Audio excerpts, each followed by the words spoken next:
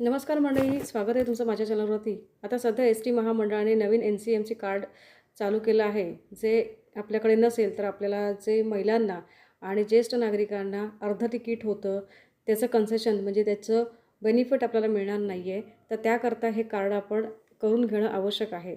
तर हे कार्ड कसं करायचं याबद्दल संपूर्ण माहिती आणि हे नेमकं कार्ड काय आहे याची माहिती आपण या व्हिडिओमध्ये घेणार आहोत। तर NCMC कार्ड म्हणजे काय, तर नॅशनल कॉमन मोबाईल कार्ड।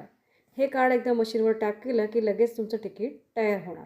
आता हे कार्ड कसं काढायचं, तर याकरता आपल्याला आपल्या जवळच्या ST डेपोमध्ये जायचं आहे। आता मी यासाठी कागदपत्र काय लागणार आहे ते आधी सांगते। तर आधार कार्ड, मोबाईल OTP, 199 रुपयाची फी आहे आणि आपण स्वतः तिथे गेलं पाहिजे, कारण आपला स्वतःचा फोटो तिथे क्लिक केला जातो। चला तर मी स्वतः नोंदणी केलेल्या NCMC कार्डबद्दल माहिती सांगते। आता ST डेपोमध्ये जायचं आहे आणि त्यांनी स्वतंत्र अशी व्यवस्था हे कार्ड काढण्यासाठी केलेलं आहे। मंडळी, आता सध्या गर्दी नाही आहे। जेव्हा हे कार्ड बंद होणार किंवा जास्त गर्दी होणार त्यावेळेला प्रॉब्लेम्स होतील, त्यामुळे लवकरात लवकर तुम्ही कार्ड काढून घेऊ शकता। अजिबात गर्दी आता नाही आहे। मी गेल्यानंतरसुद्धा गर्दी नव्हती, तुम्ही पाहू शकता।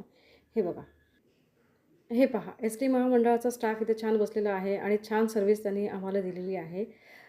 गेल्यानंतर आपल्याला आपलं आधार कार्ड सांगायचं आहे, मोबाईलवरती OTP येणार आणि लगेचच आपल्याला रिसीट मिळणार। फक्त 5 मिनिटाची प्रोसेस असते, त्यामुळे जास्त वेळ काही लागत नाही आहे। तुम्ही या व्हिडिओमध्ये पाहू शकता आणि यामध्ये आपला फोटोही क्लिक केला जातो, त्यामुळे आपण स्वतःही जाणं गरजेचं आहे। अशा पद्धतीची आपल्याला रिसीट मिळणार। आता कार्ड आपल्याला 1 महिन्यानंतर मिळणार, पण आपण या रिसीटवरती प्रवास करू शकतो असं त्या मंडळाने आम्हाला माहिती सांगितली आहे। तर तुम्हीही कार्ड करून घ्या। व्हिडिओ आवडल्यास नक्की कळवा। धन्यवाद।